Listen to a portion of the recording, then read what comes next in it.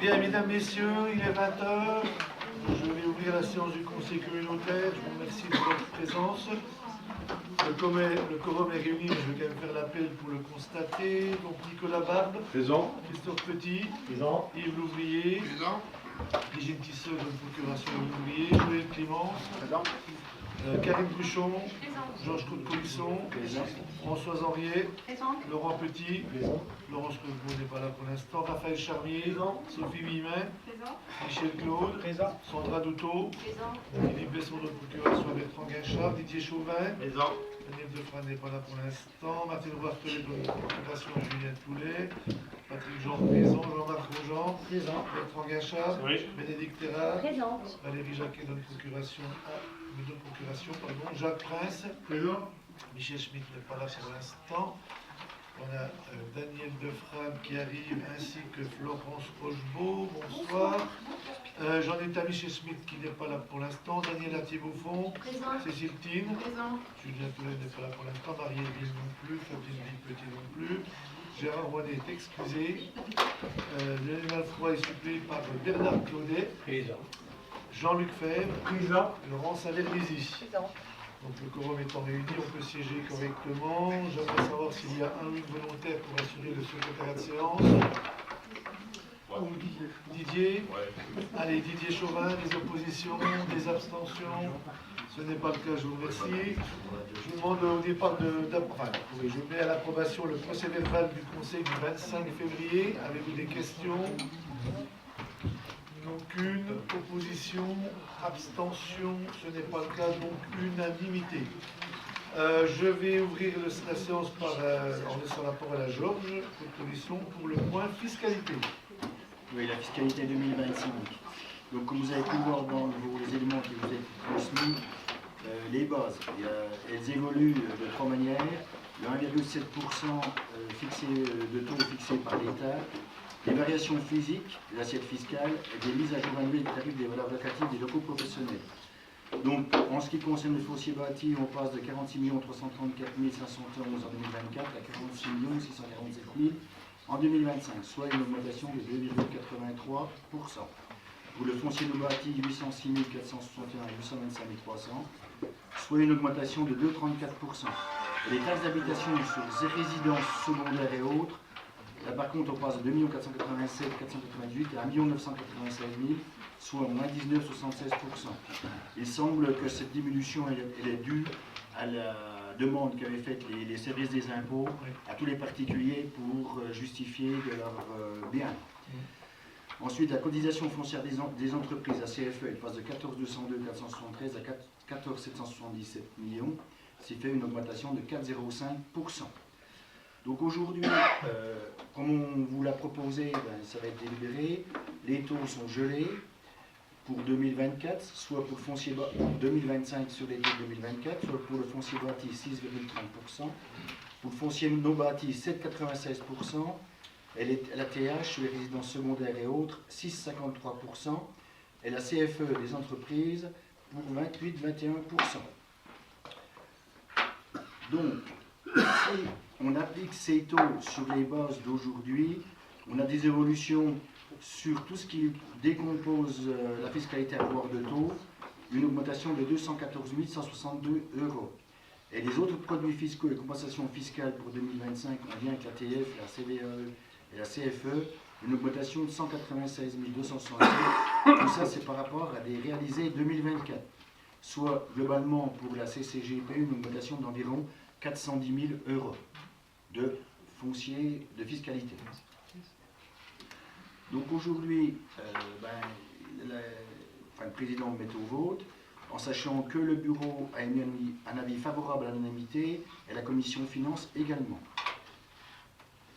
Merci Georges pour ces précisions. Donc on confirme des bases qui demeurent dynamiques, même un peu moins que d'habitude, mais qui restent malgré tout dynamiques, et ce qui nous permet d'enregistrer des recettes, même si ces recettes sont un peu moins importantes que ce qu'on aurait pu espérer, mais voilà, en tout cas, elles progressent quand même, donc c'est plutôt une nouvelle rassurante, mais voilà, il faut être vigilant par rapport à ces évolutions. Y a-t-il des questions? Aucune. Des oppositions, des abstentions, unanimité pour le gel de la fiscalité. L'inventaire comptable, donc vous avez sur table hein, Oui. la nouvelle délibération, parce que quelques durées, alors c'est très technique, quelques durées d'amortissement qui étaient erronées dans la délibération. Donc, Voilà. prenez bien la délibération sur table pour bonne. Voilà. Donc là, c'est de l'inventaire comptable, c'est des règles de durée d'amortissement pour le budget principal et le budget annexe, suivant les nomenclatures M57, M49, pour une modification de la délibération du 28 novembre 2023. Parce qu'il s'agit d'intégrer les installations de voirie nature 2152, omises dans la précédente délibération, d'interchanger les codes nature et les libellés des biens en 215 731 et 215 738 pour ont été inversés, et aménager la règle du prorata temporis pour les biens de la M49 comme l'autorise l'instruction comptable depuis le 1er janvier 2025. Donc tout ça, c'est de la technique pure comptable, tout ça. Donc les taux, si vous voulez, ceux qui vous avez reçus, ils étaient erronés par rapport à des durées d'amortissement. Donc voilà. Mise à niveau technique obligatoire. Oui. Voilà. Y a-t-il des questions? Bon. Ça a été approuvé à l'unanimité. Oui. Des oppositions, des abstentions, aucune, donc unanimité. Je te remercie Georges. Je vais laisser la parole à Bertrand pour 6 délibérations d'acquisition et de transfert. La première, c'est l'attribution du lot numéro 6. Oui, bonsoir. Lot numéro 6 donc, avait été attribué dans un premier temps à une société AGS qui est arrivée au bout. Le délai est expiré pour pouvoir signer l'acte de vente. Donc nous avons repris propriété de cette parcelle et nous avons la société Bâtiment et Patrimoine qui s'était positionnée sur la tranche 3 des Gravilliers et qui a souhaité modifier son projet et qui a proposé d'abandonner sa parcelle de la tranche 3 pour se positionner sur le lot numéro 6 de 1530 m² au prix de 108 € hors taxe de mètre carré pour un total de 165 240 €. Il est juste précisé que comme cette société s'était déjà vue attributaire d'une parcelle, la durée pour passer à l'acte de signature n'excédera pas 3 mois et on doit normalement avoir une date de rendez-vous chez le notaire avant la fin du mois d'avril. Donc c'est la seule chose qui se différencie par rapport aux autres attributions, puisque on ne reprolonge pas quand on change de parcelle, on ne repart pas pour 2 ans, ce serait trop facile. Donc là on a bloqué sur 3 mois. Ok. Donc avis favorable à l'unanimité de la commission économique et du bureau. Merci beaucoup. Y a-t-il des questions? Aucune opposition, abstention, donc unanimité. La deuxième, c'est le changement d'affectation du lot 12B. Ouais.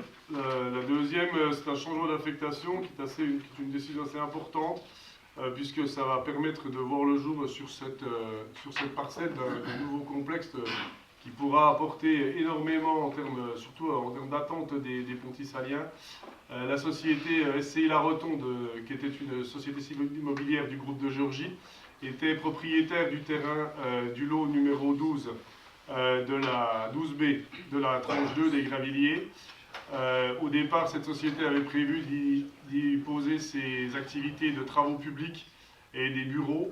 Or, ils ont changé leur fusil d'épaule puisqu'ils ont modifié leurs bureaux actuels qui sont rue Denis Papin, pour ceux qui l'ont vu.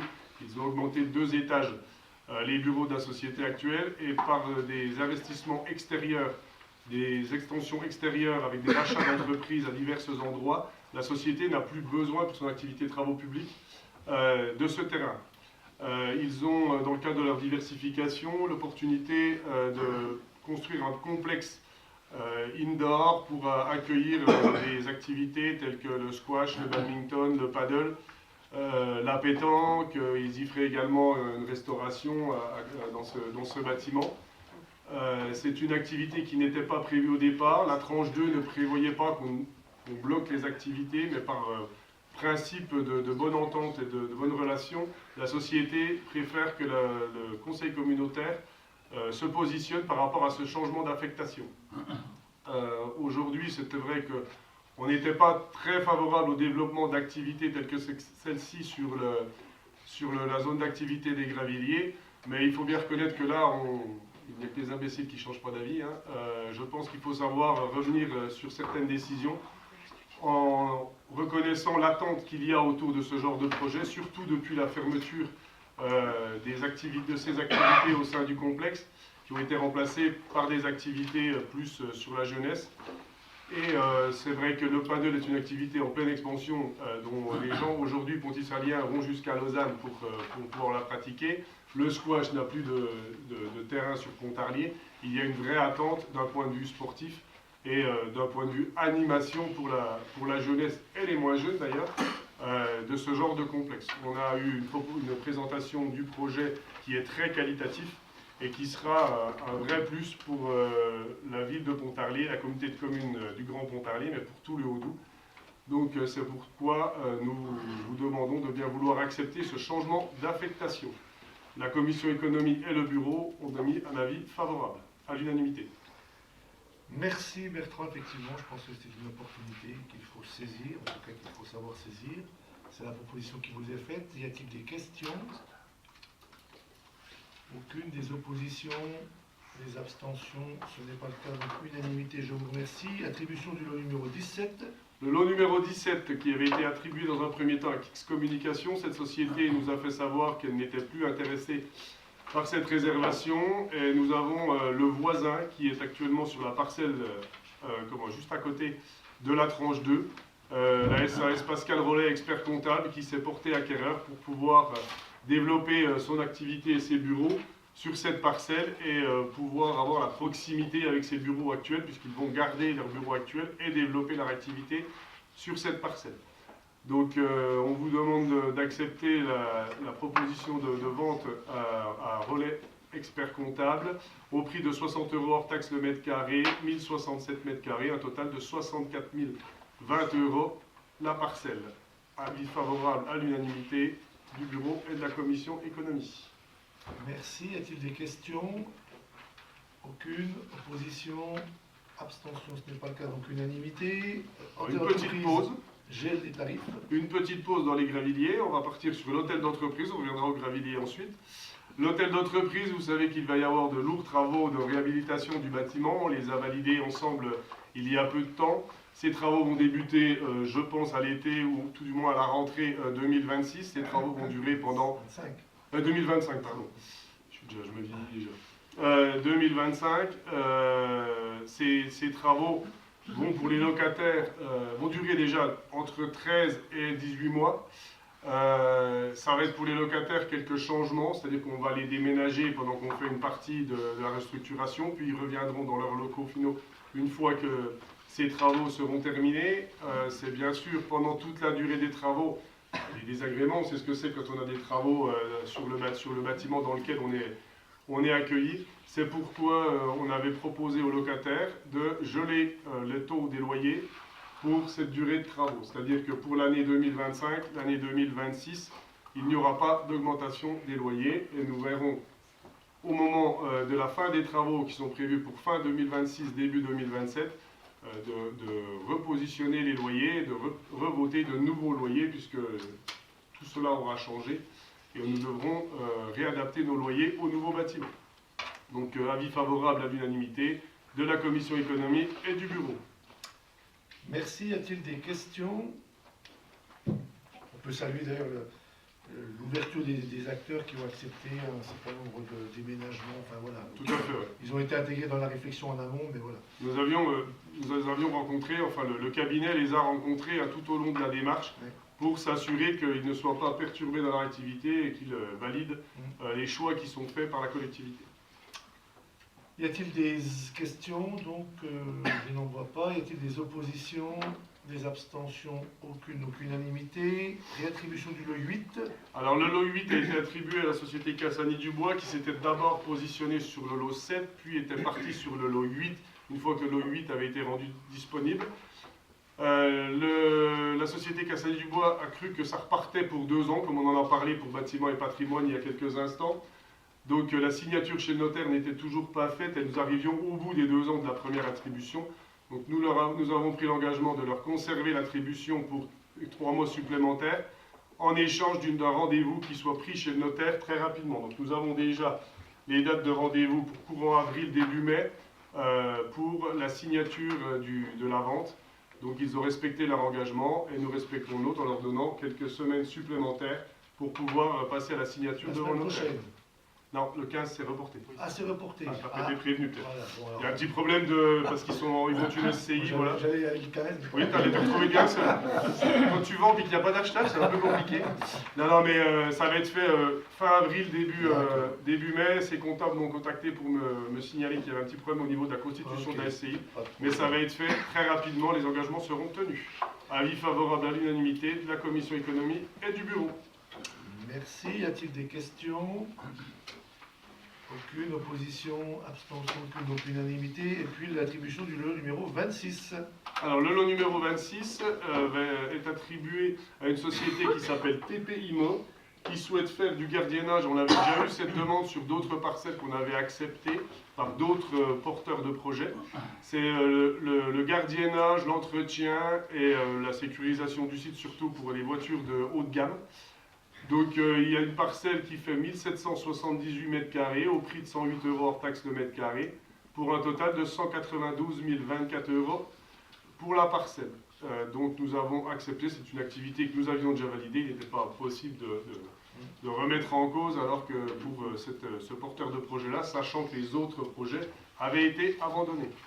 Donc il y a avis favorable à l'unanimité du bureau et de la commission économie. Merci Bertrand. Y a-t-il des questions? Aucune, opposition, abstention, aucune, donc unanimité, je te remercie. Juste pour dire que la zone des Gravilliers aujourd'hui, entre les terrains réservés, les terrains vendus, les terrains, voilà, donc la tranche 2 est complète, totalement. Il restait 2 parcelles, 3 parcelles, elle est complètement remplie. Et la tranche 3, il reste quelques parcelles, puisqu'on a eu des désistements. Il peut encore y avoir des désistements, hein. Je ne le souhaite pas pour les entreprises qui avaient réservé, mais il peut encore y avoir des désistements. Mais nous avons encore des parcelles à disposition. Malheureusement, nous serons vite à saturation. Et je pense qu'on va se retrouver vite dans la problématique du manque de terrain pour développer une nouvelle zone d'activité. Je rappellerai que la tranche 1 des Gravilliers a commencé en 2014. Enfin, je ne parle pas de toute la réflexion, hein, je parle de l'aménagement et des ventes. Nous sommes 11 ans plus tard et nous avons installé 80 entreprises approximativement. Donc c'est bien qu'il y a un réel besoin et c'est aussi grâce à ça que nous avons une dynamique de base, comme l'a précisé tout à l'heure Georges, qui est très importante et qui nous permet aujourd'hui de financer tous nos projets et toutes nos politiques. Donc il faudra très vite, parce que Daniel ne me contredira pas, c'était lui qui s'était occupé du dossier. Entre 2014, où on a pu commencer à aménager et vendre les parcelles, et le moment où Daniel avait commencé à discuter de l'aménagement de cette zone et des difficultés d'acquisition du terrain et de travail en amont, il se passe aussi quelques années. Donc si on veut pouvoir avoir des parcelles disponibles pour le monde économique, il va falloir que très rapidement on se positionne sur le développement d'une nouvelle zone. C'est prévu dans le PLUIH. Merci. Donc Bertrand, je passe la parole à Daniel pour une convention de tréfonds. C'est venu de passage en tréfonds, par exemple. Passage en tréfonds. Vous connaissez le principe, hein, chaque fois qu'une conduite doit être réalisée, passe sur le domaine privé, on doit signer une convention avec le propriétaire, ce qui est logique. Dans le cas qui nous préoccupe, c'est un peu particulier. Pourquoi? Parce qu'elle concerne 2 fermes, la ferme des Bonjours et de la Barillette. Ces 2 fermes qui se trouvent, un petit hameau qui se trouve de l'autre côté du ruisseau des Étraches. Hein. Quand on monte la route des Étraches, sur la gauche vous avez les Étraches, sur la droite vous avez 2 fermes notamment, la ferme des Bonjours et des Barillettes. C'est depuis tout le temps. Ces 2 fermes-là étaient alimentées par 2 sources naturelles, qui sont la propriété de la ville de Pontarlier. Par contre, dernièrement, on s'est aperçu que ces sources n'avaient plus la qualité de l'eau requise pour l'alimentation humaine. Donc il appartient à la collectivité de trouver dans les meilleurs délais, devant un risque sanitaire avéré, eh bien, une solution. La solution, elle existe. En reprenant le réseau aux Étraches, de traverser la route, le ruisseau et aller jusqu'à ces fermes-là pour les alimenter. Pour ce faire, on passe sur le domaine privé, sur les berges.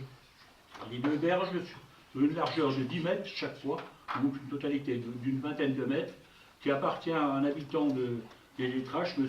Aimé Drezet. Donc c'est la convention qu'on vous propose de signer pour rendre possible ces travaux dans les meilleurs délais, hein, et éloigner ce risque sanitaire. Voilà. La commission eau et assainissement, très naturellement, a donné un avis favorable à l'unanimité le 12 mars. Merci Daniel. Y a-t-il des questions?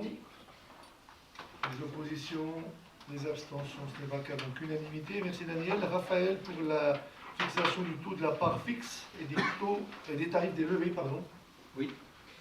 Donc, comme vous le savez, l'atomie mise en place est décomposée en deux parts. La part fixe qui est calculée sur la base des valeurs locatives et la part variable qui est basée sur le nombre de levées des conteneurs. Donc la part fixe représente 60% et la part variable 40%, sachant que la part variable devait être fixée entre 10 et 45%. On n'avait pas le droit non plus la première année de dépasser 110% du produit total de l'atome. Voilà, donc vous avez dans le petit tableau les tarifs de levée de chaque volume de bac, donc qui vont de 120 litres à 660 litres. Et puis, donc sur cette base, si on maintient notre taux à 4,74%, donc ça c'est pour la part fixe, donc on arriverait à un total de 3 488 696 €, soit un écart de moins 0,5% par rapport à la projection faite pour établir le BIP. Donc la part fixe, vu l'évolution des bases, représenterait maintenant 62,72% par fixe et 37,28% de part variable. Vu le total perçu pour l'année 2024, la situation est correcte par rapport au projet qui avait été émis lors de l'élaboration de la TOMI. Donc le bureau qui a examiné avant la commission, donc a renvoyé l'avis à la commission des ordures ménagères, et la commission des ordures ménagères a émis un avis favorable à la majorité pour maintenir le taux à 4,74% de la part fixe, et pareil pour la part variable, on ne bouge pas le taux. Merci beaucoup Raphaël. Y a-t-il des questions? Aucune. Des oppositions, des abstentions? Ce n'est pas le cas, donc unanimité. Je te remercie Raphaël. Didier, Oui. deux délibérations mais qui ont trait au même sujet. Donc la première c'est le pacte territorial du Doubs.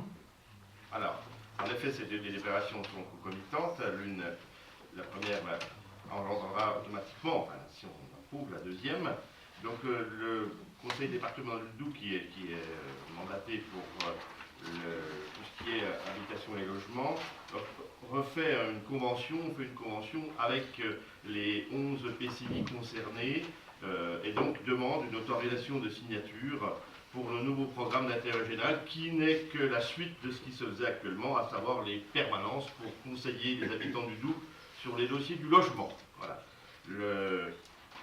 La commission urbanisme habitat, dans sa réunion du 1er avril, avait émis un avis favorable à l'unanimité. Et puis vous avez en annexe tous les gros dossiers sur cette convention avec les différentes EPCI du Doubs. Et la commission? La commission avait émis un avis favorable à l'unanimité. Merci Didier. Y a-t-il des questions? Oui, Florence? Simplement, je prends contact avec vous. Oui, d'accord. Merci. Pas de problème. Y a-t-il des oppositions, des abstentions? Ce n'est pas le cas, donc unanimité. Et la deuxième? La deuxième, c'est la mise en pratique de ce Voilà. qui vient d'être décidé avec la maison de l'habitat du Doubs, la MHD, mise en œuvre du pacte territorial, autorisation de signature, convention objectifs et de moyens. Ce qu'il faut savoir, c'est que la maison de l'habitat du Doubs intervient très régulièrement par la mise en place de permanence à la CCGP, donc un service juridique de conseil et d'assistance qui vient chaque semaine, ça depuis de nombreuses années, le jeudi matin de 9 à 12 et l'après-midi de 14 à 17, avec des conseillers, juristes, et puis donc des gens qui sont en capacité de discuter avec les propriétaires occupants, les propriétaires bailleurs ou les locataires, tout simplement. Ça, c'est le premier point. Le deuxième intérêt, c'est le service info-énergie qui vient 2 journées par mois. Là encore, hein, on le sait, hein, ça se passe en bas. Je le rappelle, ça n'a rien à voir avec les permanences de l'OPH, hein, c'est un autre dossier, mais ça fonctionne régulièrement au sein de notre collectivité.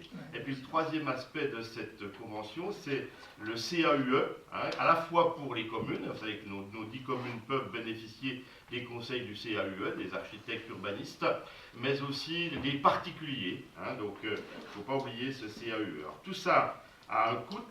Le coût fixé était au départ de 19 800 par an les années précédentes. Il a été ramené par le biais de la diversification et du fait que de nombreux EPCI ont adhéré à 12 340 € pour le compte de la CCGP par an. La commission urbanisme habitat logement avait émis un avis favorable à l'unanimité pour ce dossier. Merci beaucoup. Y a-t-il des questions? Des oppositions, des abstentions, ce n'est pas le cas, donc unanimité. Merci Didier. Jean-Marc pour l'adhésion à la SPL Mobilité Bourgogne-Franche-Comté. Oui, donc si on remonte un petit peu dans le temps, suite à la loi Notré, hein, votée en 2015, une de ses conséquences était de modifier les compétences mobilité qui sont passées du département à la région. Donc les régies départementales qui existaient sur le Doubs et le Jura ont été reprises par la région. C'était volonté de la région de conserver ces services sur une partie de son territoire. La région a également voulu continuer les services qui étaient organisés en régie sur le territoire de la Saône-et-Loire, et donc la région a créé une entité publique, donc une société publique locale, une SPL, pour continuer ses activités dans le Doubs, dans le Jura et en Saône-et-Loire à travers la SPL Mobilité Bourgogne-Franche-Comté. Donc cette société a pour activité bien sûr le transport de personnes pour des structures publiques ou non, et est autorisée à développer diverses activités liées de la mobilité. À cette époque, donc la région avait demandé à ses membres d'acquérir des actions qui ont été fixées à 10 €. Et donc, en tant qu'AOM, à cette époque, la ville de Pontarlier avait souhaité donc prendre des parts dans la SPL. Quand on était AOM sur le territoire pontisalien, ça nous permettait également de pouvoir bénéficier des services de la SPL, parce que la SPL ne peut travailler que pour ses membres. Donc si dans le cas de la DSP, maintenant qui a été transférée à la CCGP, mais on voulait travailler avec la SPL, il fallait en être membre. Donc ça c'était en 2017, et 4 ans plus tard, donc par délibération du 25 mai, la ville de Pontarlier a accepté le transfert de la compétence mobilité à la CCGP, et c'est dans ce cadre qu'on vous propose que la CCGP reprenne les actions qu'avait achetées la ville à l'époque, avec malheureusement pour la ville aucune variation du prix de l'action, qui est resté à 10 €. Donc il vous est proposé voilà, que la CCGP acquiert 10 actions à 10 € à la place de la ville de Pontarlier pour siéger au sein de ce SPL qui, pour vous en informer, a repris quelques lignes à Keolis, donc ils répondent à des appels d'offres de la région, donc notamment le Mobigo, maintenant Pontarlier, Besançon, et va être géré par la SPL notamment. Et ils ont pour rappeler également, ils ont des locaux situés juste derrière Géant Casino, et ils ont un gros projet de réhabilitation totale de leurs locaux avec les anciens logements de la RDTD, avec panneaux solaires sur le toit, aire de lavage, logement des chauffeurs, parce que c'est compliqué, on l'a évoqué plusieurs fois dans la commission mobilité, c'est compliqué de trouver des chauffeurs pour assurer les délégations de services publics, donc ils prévoient également de rénover la partie habitat pour attirer plus de monde. Donc c'est doublement intéressant d'avoir une chaise autour de la table de l'SPL pour être au courant également de leurs activités sur notre territoire. Donc la commission des développement durable a émis un avis favorable à l'unanimité lors de sa dernière séance du 3 février 2025. Y a-t-il des questions? Aucune opposition, abstention, ce n'est pas le cas d'unanimité. Merci Jean-Marc, je passe la parole à Jean-Luc. Nouveaux articles pour la boutique du château. Oui, donc vous savez tous qu'on a ouvert au public le château de Joux. Pour l'instant, au niveau des entrées, on a fait 900 entrées depuis le 1er avril, donc c'est pas mal. Et là, pour Là, on a des nouveaux articles à vendre donc, dans notre boutique. Donc je vous propose ces articles donc, pour qu'on puisse les passer, les mettre en vente le 10 avril donc, 2025. La commission tourisme a émis un avis favorable à l'unanimité lors de la séance du 26 mars. Merci. Effectivement, la saison a recommencé, donc j'espère qu'elle se passera très bien. Y a-t-il des questions? On va pas passer en vue tous les articles. Des oppositions, des abstentions, ce n'est pas le cas par contre aucune unanimité. La subvention CAD comme chaque année. Oui, à part que cette année c'est un peu exceptionnel, Oui. c'est les 50 ans du CAD. Oui. Donc il y aura un festival super, donc sous la direction donc, artistique actuelle pour célébrer cet événement. Bon, la programmation mettra en lumière l'histoire du festival avec des références aux éditions passées. Le festival comprendra donc 2 créations théâtrales, L'Oiseau vert de Carlo Gozzi et 20 000 lieues sous les mers d'après Jules Verne. 2 spectacles d'invités d'anciens artistes de la troupe des Nuits de Joux, 8 cartes blanches pour des artistes ayant participé aux éditions précédentes, un événement spécial avec des personnalités locales ayant marqué l'histoire du festival, 2 concerts, une soirée d'ouverture en 2 parties, une célébration gratuite avec discours et spectacle, suivie de la première représentation payante d'une création du festival. Bon, cette programmation riche et variée se déroulera du 25 juillet au 9 août. Donc, dans la poursuite avec le CAD, il sollicite donc une subvention de 18 000 €. Donc, que la commission tourisme a émis un avis favorable à l'unanimité lors de la séance du 26 mars 2025. Voilà. Merci, belle programmation effectivement en l'occurrence. Un des moments phares de l'été, les sculpturistes sur le Houdou. Y a-t-il des questions? Aucune opposition, abstention, aucune unanimité. Je vous remercie. On a maintenant le règlement, donc la mise en œuvre de l'offre de séminaire au Goulfé. Voilà. Donc là, on a travaillé avec le COPIL et puis la commission donc, sur la modalité de mise en œuvre pour l'offre du séminaire du Goulfé, donc pour générer des recettes supplémentaires, hein, c'est ça, en valorisant, donc on a un espace actuellement sous-utilisé. Cette offre permettra de créer des revenus complémentaires tout au long de l'année, hein, puis répondre aux attentes des usagers. Hein. C'est vrai que la CCGP reçoit fréquemment des demandes émanant d'entreprises ou d'associations souhaitant utiliser cet espace pour leur événement. Donc renforcer la notoriété du site en proposant une nouvelle prestation, le Goulfé renforcera son attractivité et sa visibilité. Donc on a une offre de séminaire qui sera localisée donc, dans la salle côté Potarier, actuellement utilisée par le restaurateur Les Papillons, ainsi que par l'équipe de la CCGP pour animation nature et actuelle de groupe. Afin de répondre aux besoins des futurs utilisateurs, des travaux de réaménagement sont prévus, incluant de l'agencement, de l'acquisition de mobilier et de matériel audiovisuel adapté. Donc voilà, l'objectif est de proposer une location de salle clé en main. Les réservations pourront s'effectuer pour les demi-journées, 8 à 12 heures, ou 14 heures, 18 heures, ou pour des journées complètes, 8 à 18 heures. Il sera possible de réserver après 18 heures. Dans ce cas, l'occupant restera responsable de la salle jusqu'au lendemain matin, lorsqu'on fera l'état des lieux et la sortie de la remise des clés. Les tarifs de location d'une salle de séminaire, on s'est basé un peu sur les tarifs qu'il y avait. Donc, tarif à association demi-journée, donc 50 €. Tarif entreprise, 108 € pour la demi-journée. Pour la tarif journée, 83 € et puis 208. Ça, c'est tout hors taxe, hein, je précise bien. Donc, voilà. Donc, on a aussi un partenariat donc, avec le restaurateur Les Papillons pour la convention, voilà. Et donc, la commission tourisme a émis un avis favorable à l'unanimité lors de la séance du 26 mars 2025. Ça fait partie donc du plan de diversification. Voilà, tout à fait. Jean-Luc, il n'y a pas de caution de demander? Faut que je regarde normalement. Non, il n'y en a pas. Il n'y en a pas. C'est peut-être pas inutile d'en mettre que deux. Voilà, peut-être qu'on rajoute ça dans le règlement réservé à ça. Comme ça. C'est une bonne remarque. Mais je crois qu'il y avait un souci Ouais, de gestion. Par rapport à la perception, la collectivité ne peut pas avoir de chèque. Alors, une caution ne les empêche pas, mais voilà, c'est ce que nous On le fait pour l'espace pour nous, par exemple. On les fait en commune. Oui. Ah, c'est vrai. Enfin, on va vérifier. En fait, c'est la réponse qui nous Oui, est oui, donnée on quand va on a posé vérifier. la question en commission. Pas de problème, on regarde ça. En fait, on ne peut pas encaisser la caution, on est obligé de facturer les frais qu'il y a s'il y a des problèmes, mais on n'a pas le droit d'encaisser la caution. C'est ce qu'on nous avait dit.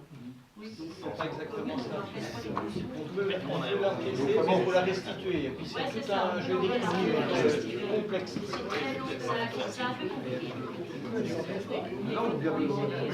Ah bon, on va regarder, on va regarder. Nous, on le fait pour l'espace pour nous. Ok, on prend en note la remarque et puis on vous apportera la réponse. D'accord?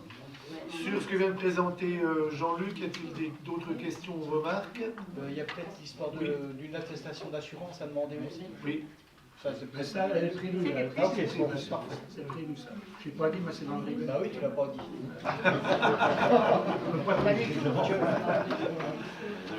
Y a-t-il des oppositions, des abstentions? Ce n'est pas le cas, donc unanimité. Merci Jean-Luc. Bénédicte, l'aide pour la gestion de l'air des gens du voyage. Oui, nous avons un petit reliquat à percevoir de l'État à hauteur de un peu plus de 5 000 €, 5 100 environ. Et donc, il est nécessaire de pouvoir délibérer ce soir pour pouvoir percevoir ce reliquat. Voilà. Donc, nous souhaitons un avis positif, et le bureau avait mis un avis positif à l'unanimité. 5 214,60 apparemment. Voilà, 5 000, c'est ça. Une fois qu'il y a un reliquat positif.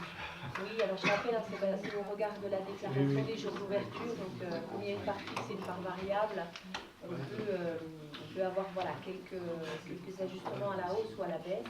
Et la convention, il faut la renouveler toutes les années, ce qui fait que c'est quand même assez lourd administrativement et on fait des ajustements après la saison. Bien, y a-t-il des questions? Aucune, opposition, abstention, donc unanimité, et puis un correctif par rapport à l'absence de TVA, je crois. Il y avait un petit erratum entre les prix hors taxe et TTC, donc il faut se baser sur la grille qu'on vous propose là, parce qu'il y a eu une petite erreur matérielle de saisie quand ça a été fait. Donc l'idée est de s'appuyer sur la grille qui est proposée, et qui annulerait et remplacerait celle qu'on avait proposée au préalable, la question des taxes. Voilà. Et le bureau a émis un avis favorable à l'unanimité. Très bien, merci. Y a-t-il des questions? Aucune opposition, abstention, aucune, donc unanimité. Je te remercie, Bénédicte. Je vais prendre la suite des délibérations. La première concerne l'événement exceptionnel du Tour de France qui va arriver sur le territoire du Grand Pontarlier, puisqu'il va transiter par Bouteau, par Doubs et par Pontarlier, pour arriver à Pontarlier donc, le 26 juillet. Et donc, dans ce cadre-là, vous savez que c'est la plus grande manifestation sportive au monde, accessible gratuitement pour la population. Les deux autres étant bien sûr payantes, que sont les JO et puis la Coupe du Monde de foot. Et on n'aura jamais les JO ni la Coupe du Monde de foot dans le Grand Pontarlier, ça se saurait. Donc là, on a la plus grande épreuve sportive au monde que nous puissions accueillir avec toutes les retombées et toute la promotion que cela peut représenter pour l'ensemble de notre secteur.